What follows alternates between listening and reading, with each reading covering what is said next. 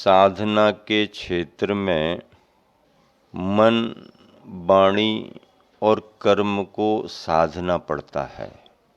कोई जन व्रत उपवास को साधना कहते हैं,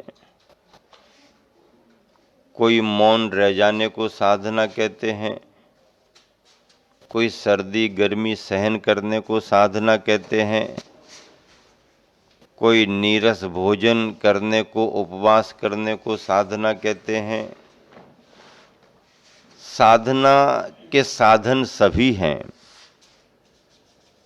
लेकिन यथार्थ में साधना मेरी दृष्टि में केवल यही है, अपने मन, अपनी वाणी और अपने कर्म यानी क्रिया शरीर को साधना। मन, वाणी और कर्म को साधना ही सबसे बड़ी साधना है। इस साधना का उद्देश्य क्या है? हर चीज का उद्देश्य होता है ना। व्यक्ति कोई भी कार्य करता है, एक लक्ष्य लेकर के चलता है, उसका कुछ टारगेट होता है। हमने मन, वाणी और कर्म को साधा तो कोई हमारे से प्रश्न करेगा, ये सबको करने का आपका प्रयोजन क्या है? तो प्रयोजन शांति, प्रयोजन क्षमता परिणाम, प्रयोजन आत्मिक आनंद की प्राप्ति। और इस भाव को पाने के लिए आचार्य पूज्यपाद स्वामी ने इष्टोपदेश में एक श्लोक लिखा है, गुरुपदेशाद अभ्यासात संवित्ते स्वपरांतरम जानाति यह स जानाति मोक्ष सौख्यम निरंतरम। मुक्ति का सुख अगर आप पाना चाहते हो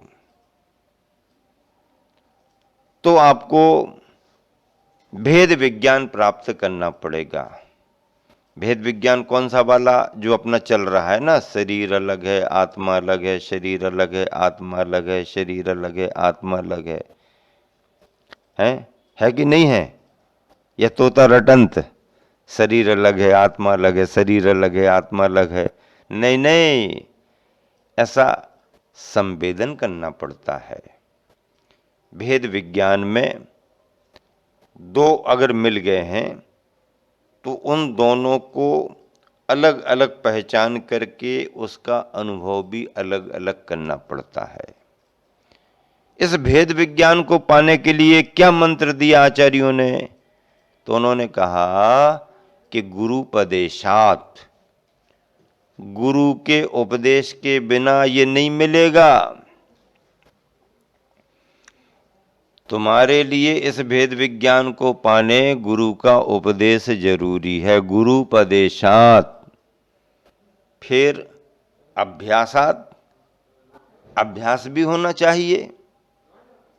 गुरु ने क्या कहा, गुरु ने क्या कहा, गुरु ने क्या कहा, उसे याद करो। अरे याद करते करते भूल जाते हैं, सुबह का शाम तक याद नहीं रहता है। याद रहता है, धारणा नहीं बन पाती है। गुरु ने कह दिया, क्या कह दिया? मारुस मातुस, मारुस मातुस, मारुस मातुस। क्या कह दिया गुरु ने? अपने शिष्य के लिए कह दिया कि मारुस मातुष। शिष्य के सामने समस्या क्या थी? उसे कुछ याद नहीं हो पाता था, उसे बड़ी चिंता होती थी। उसने गुरुजी से पूछा, गुरुजी मुझे याद रहता नहीं है, बड़ी चिंता होती, आप इतना सुनाते हो, हम सुनते भी हम भूल जाते हैं, अब हम क्या करें, कैसे करें? वो शिष्य, दीक्षित शिष्य क्रियाएं सभी करता। महाव्रतों का संकल्प क्या है, भावना मालूम है। समिति में कैसी सावधानी रखी जाती है, उसकी भाव भासना है।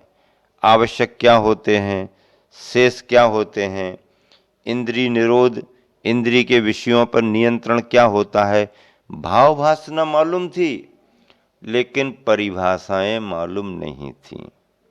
अब बताओ मोक्ष मार्ग किससे चलता है? मोक्ष मार्ग भावों से चलता है या परिभाषा से चलता है? भाषा से चलेगा, परिभाषा से चलेगा या भावों से चलेगा? मोक्ष मार्ग भावों से चलेगा।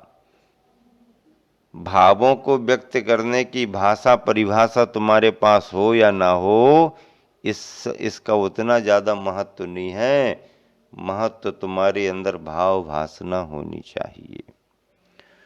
तो उस शिष्य के जीवन में भाव भासना थी लेकिन भाषा परिभाषा में वो कमजोर था। जिसका वो पालन कर रहा है उसकी परिभाषा दूसरे को नहीं बता सकता। जिसका वो संवेदन कर रहा है उसको प्रकट व्यक्त करने के लिए उसके पास शब्द नहीं। लेकिन रत्नत्रय का भाव, मोक्ष मार्ग उसके पास था। ऐसी स्थिति देख करके गुरु जी ने उससे कहा कि तू ज्यादा चिंता मत कर, ज्यादा पढ़ने लिखने के चक्कर में भी मत रह, केवल 2 शब्दों को याद कर लो। किन 2 शब्दों को याद करना? मारुष मातुष, मारुष मातुष। गुरुजी इसका अर्थ क्या है? इसका अर्थ केवल इतना है, मारुष यानी रोष मत करो, रोष यानी क्रोध मत करो, क्रोध यानी द्वेष मत करो। मारुष क्रोध मत करो, किसी से द्वेष मत करो। मातुष किसी पर प्रसन्न मत हो, अर्थात किसी पर अनुराग मत करो। सारांश से निकला कि राग मत करो, द्वेष मत करो, राग मत करो, द्वेष मत करो, राग मत करो, द्वेष मत करो। संसारी प्राणी या तो राग में चला जाता है या द्वेष में चला जाता है, बीच में रह ही नहीं पाता, तटस्थ और मध्यस्थ हो ही नहीं पाता है। राग में द्वेष में, राग में द्वेष में, कहते जरूर हैं राग में न द्वेष में विश्वास दिगंबर भेष में, राग में न द्वेष में विश्वास दिगंबर भेष में, राग में न द्वेष में विश्वास दिगंबर भेष में, कहते जरूर हैं लेकिन राग द्वेष में ये संसारी प्राणी लगाई हुआ है, लगाई हुआ है। राग द्वेष करता ही है, किसी न किसी रूप में राग द्वेष की भूमिका इसकी बनी हुई है। वीतरागता हमारा आदर्श है, उस पर ध्यान देना चाहिए। फिर राग मत करो, द्वेष मत करो, राग मत करो, द्वेष मत करो, राग मत करो, द्वेष मत करो। मारुष मातुष, मारुष मातुष, 2 शब्द उसने सुन लिए, 2 शब्द उसने पकड़ भी लिए, लेकिन क्या करे, कुछ समय तक तो मारुष मातुष याद रहा, बाद में वो शब्द भी भूल गया। दोनों ही शब्द बिसर गए, भूल गए। अब बहुत उसने ख्याल किया, गुरुजी ने क्या कहा था, गुरुजी ने क्या कहा था, गुरुजी ने क्या कहा था, गुरुजी ने क्या कहा था, ध्यान ही नहीं आ रहा, भूल गया सो भूल गया। लेकिन परिणाम समता के थे, चर्या मोक्ष मार्ग की थी, रागद्वेष का अभाव था, वीतरागता के परिणाम थे। लेकिन ज्ञानावरणी कर्म का इतना कम क्षयोपशम था, इतना कम क्षयोपशम था कि गुरु के द्वारा बताए गए वो 2 शब्द भी भूल गए। मारुष मातुष भी भूल गया। मां निषेधवाची रुष, रोष मत करो।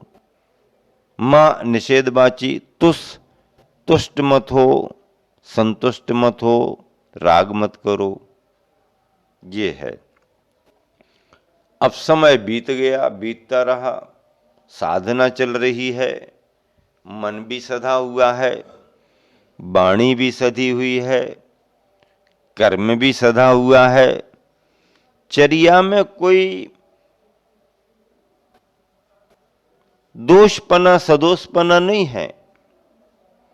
चर्या निर्दोष है, निरतिचार है, लेकिन जो कर रहे हैं उसकी व्याख्या नहीं कर सकते।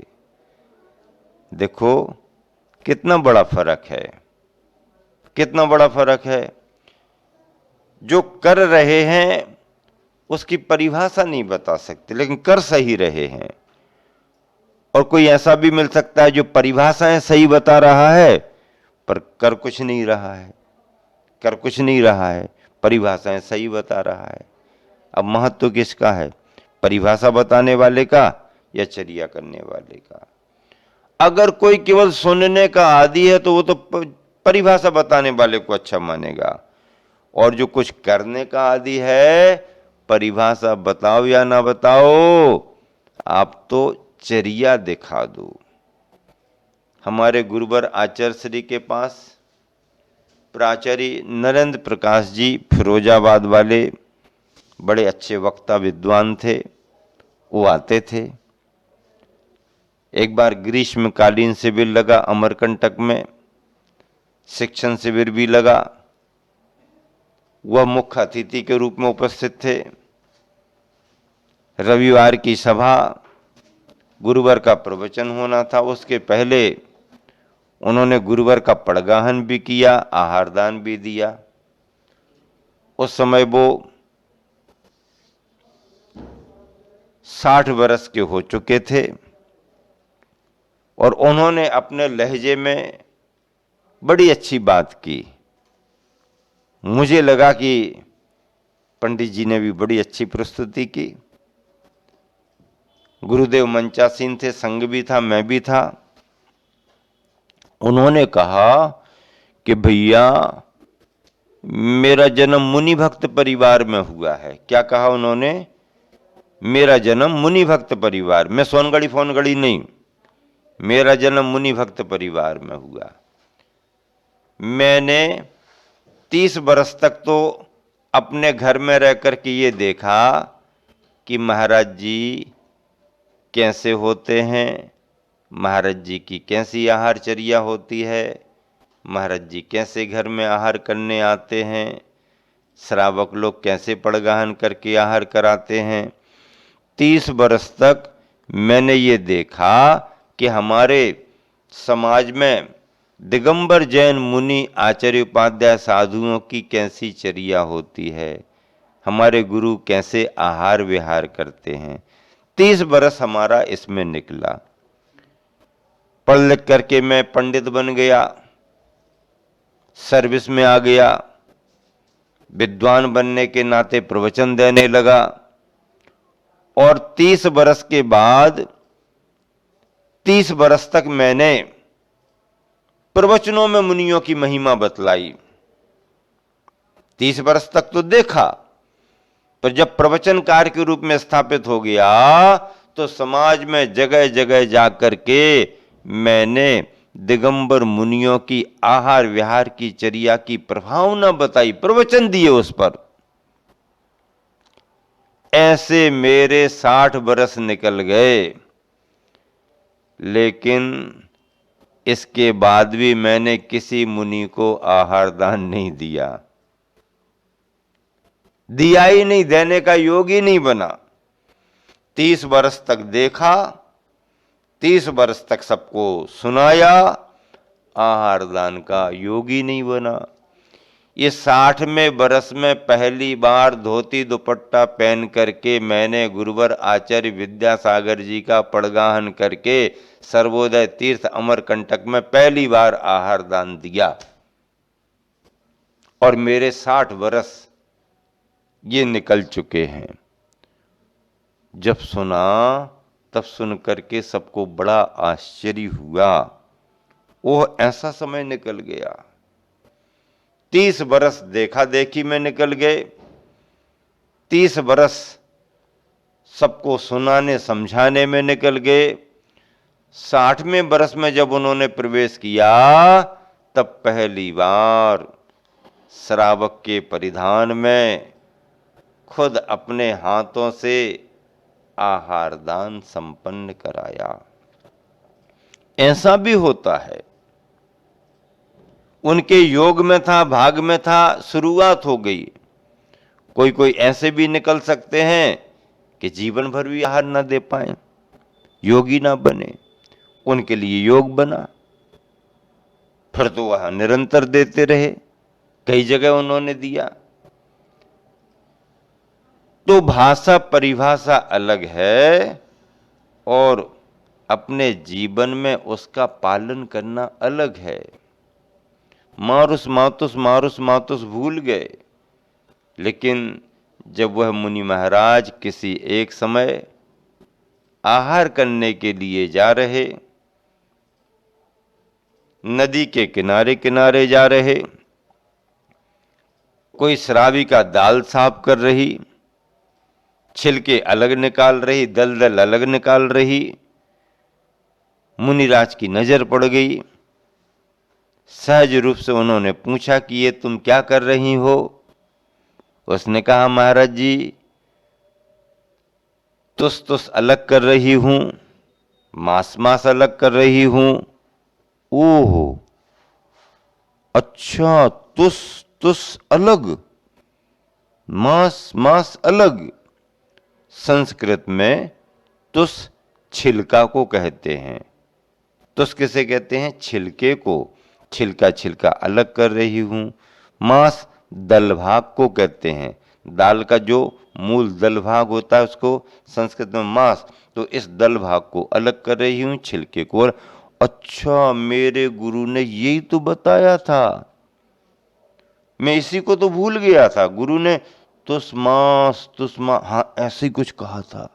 यही कहा था कि जैसे छिलका अलग है और दाल अलग है, वैसे ही तो हमारा शरीर अलग है, आत्मा अलग। ओहो, वही तो याद आ गया। अब याद आ गया है, अब कहीं नहीं जाना। अगर आहार करने को गए तो भूल जाएंगे। बैठ जाओ, बड़ी मुश्किल में याद आया, बैठ जाओ बैठ जाओ बैठ जाओ। और बैठ गए। तुस्मास भिन्नम तुस्मास भिन्नम तुस्मास भिन्नम तुस्मास भिन्नम तुस भिन्नम मास भिन्नम तुस्मास भिन्नम। रटने लगे, देह अलग है, आत्मा अलग है, देह अलग है, आत्मा अलग है, ऐसा अनुभव करते हुए, संवेदन करते, देह अलग आत्मा अलग, देह अलग आत्मा अलग, शरीर अलग आत्मा अलग, तुस्मास भिन्नम तुस्मास भिन्नम तुस्मास भिन्नम। और ऐसा ध्यान उनका एकाग्र हुआ, ऐसा ध्यान एकाग्र हुआ कि छपक श्रेणी माड़ी शुद्धोपयोग के बल पर घातिया कर्म नष्ट किए और खटाक से उनको केवल ज्ञान, अनंत चतुष्टय की प्राप्ति हो गई। केवल ज्ञान की प्राप्ति हो गई।